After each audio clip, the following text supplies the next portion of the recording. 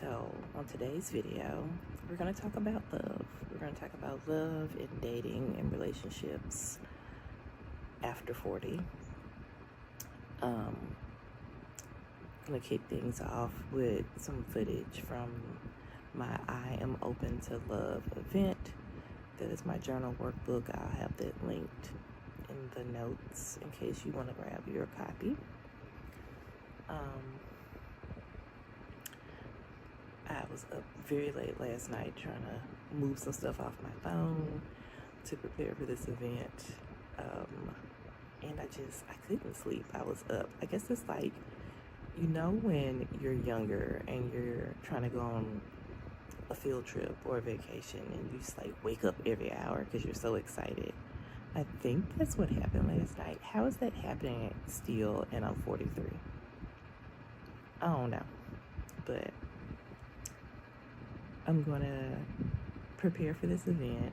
It's at 1 p.m.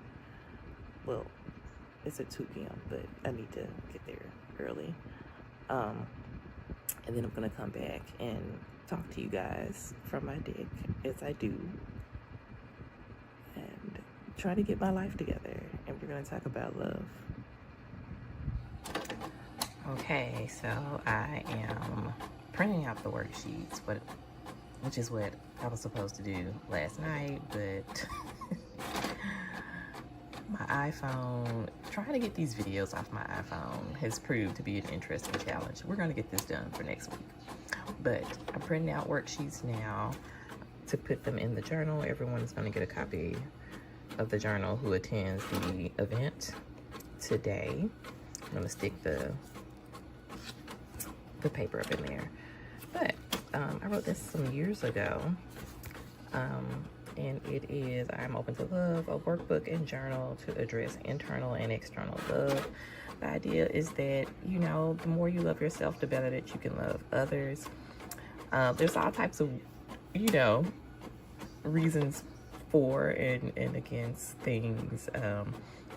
People saying that even if you don't love yourself, you can love somebody else.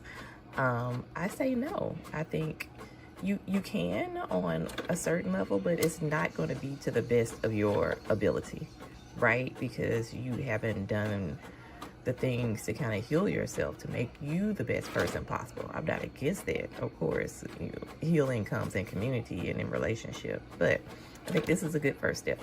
And so we do the work here in examining, you know, what are your standards? And you don't even have to use this for romantic relationships. You can use this for your friendships. Like, what are you looking for in friends? Because I don't think we ask ourselves those questions. But yeah, we do dates. So many people do not date themselves. Like, dress up and take yourself out. Learn what you like and what you don't like. So much of what we do is dictated by society or something, like how we was raised and what we was told a date was supposed to look like or what we're supposed to drink, and we don't even know what we like, what we want. So I'm hoping that it's kind of some of the stuff we dive deep into in today's session. I only have like 45 minutes for my portion of the event, and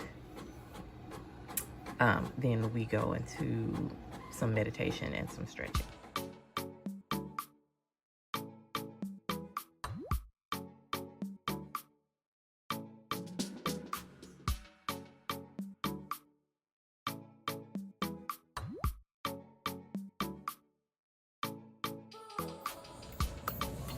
All right, I'm back and I'm exhausted. Okay, so thank you for hanging on and walking through my day somewhat, the day of my event, the morning of my event, me getting ready, and what the studio setup looked like and things of that nature. Just to kind of go through the cusp of the workshop. It was 90 minutes, 45 minutes was journaling. And there was a worksheet each of the attendees received where we talked about 3 things that each attendee liked about each other. We then went into a standard setting exercise. You know, what exactly do you want in an intimate relationship? What do you want in a friendship? because we can go either way with this. I think a lot of times when people talk about setting standards, you don't recognize that setting standards goes for a lot of things, right? What you want in your job, what you want in your life. In the context of I Am Open to Love, in the workshop we did, of course, we were talking about relationships, which we know, which is one of my big 3 intention setting things that I do each year. So we did that. We did a standard setting exercise based on the type of relationship that a person wanted. We then did something that was eye-opening for me, and I didn't expect it to be. We did a fear exercise. Basically, the question is, what is standing in the way of you and the love that you want?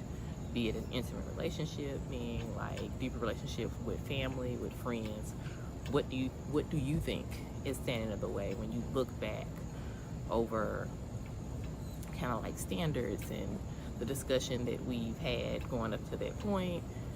What do you think is an issue? The journal goes a little bit deeper into it. So I will drop a link for that, because the journal does like a really good job of follow-up exercises along with this. But you know, some of the common things are like abandonment issues, trust issues, societal hang-ups and things of that nature are some things that crop up. I thought I was getting better at my trust issue, and then something came out that it's still there. Like after I kind of listened to everyone talk about their standards and stuff that was coming up, and I started looking back and writing and journaling myself during the class, I found out that I still have a fear that I'm dealing with. So it was eye-opening for me. And I think I said I was going to talk about what it's like dating after age 40. Setting standards matters more, and I feel like I'm better equipped to stick to my standards, is what I've noticed. I felt like I gave a lot of leniency before I hit my 40s, and now I'm very specific, and I'm very in tune with the standards, and I'm very much like, this is what I can do, and this is really what I want. And I feel like I feel more comfortable saying that in my 40s. So I do think that's a change, right, that happens in your 40s. Hopefully in your 40s, you're more in tune with your body and with your wants and your needs.